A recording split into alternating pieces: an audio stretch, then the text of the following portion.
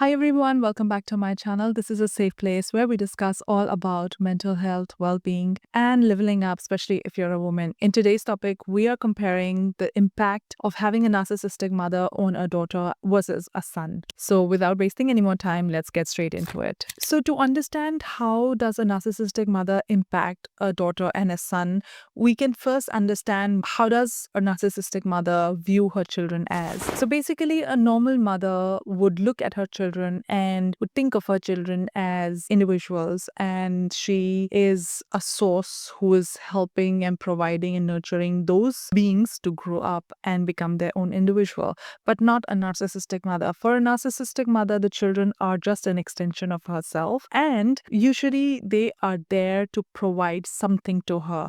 So in case of a daughter, the daughter is there to provide her the emotional support and the mental stability that should be given by the mother to the daughter. But in this case, is the daughter who is going to provide that to the mother. What does a son do? A son for a narcissistic mother is a replacement of a husband. So usually a dynamic of a narcissistic mother and her husband is really unhealthy. Once a wife has hooked onto a husband, it is difficult for her to see him as an individual. It is difficult for her to see good qualities in him. It's almost like she doesn't like herself, and now she doesn't like you because she can't understand why do you like her. But it doesn't stop there. It becomes very torturous, where she leaves no stone unturned to humiliate the husband and to always put him down for whatever he does. So basically, in a relationship between a husband and wife, the husband slowly becomes non-existent and non-participative, and that's when the son comes into the play. Son now has to take the role of the husband. So once we understand this dynamic, it becomes a bit easier for us to understand how would she impact or how she would use those children. In case of the daughter is now supposed to be a competition. She's something that she's always going to compete with, and she will have an ego boost by the daughter down. And whenever in her mind, if she thinks she has been a winner, that is how her ego gets boosted. However, in the case of the son becomes a golden child, and she will pamper the son as she would otherwise do for her husband. But in this case, she's doing all of that to her son. And that leads to a child becoming grandiose, and the son has a very skewed vision or a self. So in this case, the son become enmeshed. It is often seen that the boy will become the golden child of the family, where he is given all this importance that she would otherwise be giving it to her husband. But because she's unable to respect the husband anymore, the son takes that position. And it's a roadmap of the son now becoming a narcissistic person himself, because his own vision or his own identity is very confused in his mind.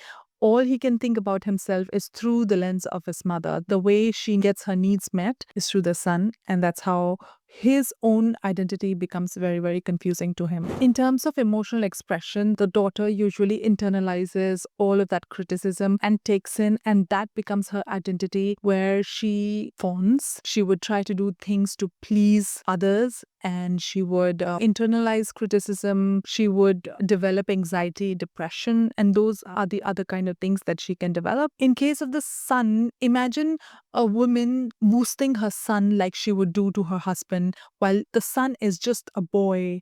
Imagine that inflated ego of that boy, the little boy. He cannot understand who is he, why is he getting this extra treatment, why is he given that extra everything. And very soon he realizes that the other emotions like vulnerability and sadness is not appreciated in him, is seen as a weakness, because that resembles the husband most often to the mother. So she discourages vulnerability and sadness in the son, and the child realizes that anger is the only safe emotion for him to get his needs met. Often he becomes very aggressive and emotionally numbs his sadness or any other kind of an emotion. So the primary emotion becomes anger most of the times. Relationship patterns in adulthood. In a daughter who is brought up by a narcissistic mother, the daughter will seek validation from opposite sex males, and her own masculine energy is very distorted.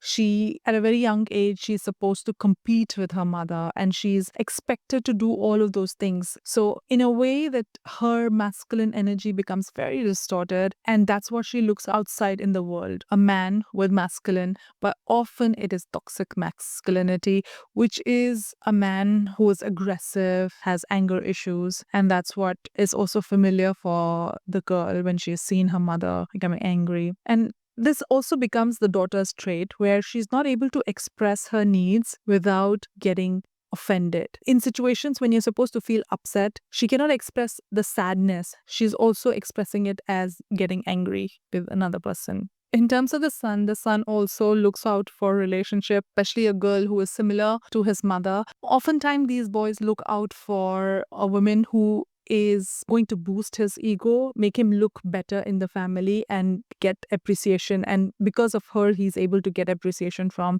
his mother, acceptance from his mother. And so oftentimes he would reach out for a high achieving woman, high achiever. But of course, there's going to be clashes because this man doesn't understand how to be vulnerable. This man has a fake inflated ego, which he understands only that aggression makes him look superior in front of everybody. So yeah, there's a lot of clashes in that kind of a partnership. Attachment style, the daughter will most likely have anxious or disorganized attachment styles. I have done a full video. You can check that video here. And the sons will develop avoidant attachment where they don't want to deal with any other kind of an emotion. All they know how to tackle any kind of emotion or situation is through aggression, and they avoid any kind of emotional intimacy. And that's the reason why most of the marriages where the men have never understood what is emotional intimacy, they are unable to provide that emotional support to their partners. I've also done a video on avoidant attachment. You can go and see, look here. But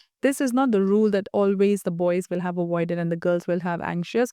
It can be the other way around, depends on what kind of a situation, childhood that you had. In some cases where the men are not brought up by a woman, they never had a woman figure in their growing up stage, often have anxious attachment. It depends on which side, the masculine side or the feminine side, which one is more distorted. So to put it simply, the girls would internalize their mother's criticism and the boys would externalize or suppress other emotions. So their sense of identity is from the outside, and they have anger issues, intimacy struggles, and they also have a tendency of repeating narcissistic patterns.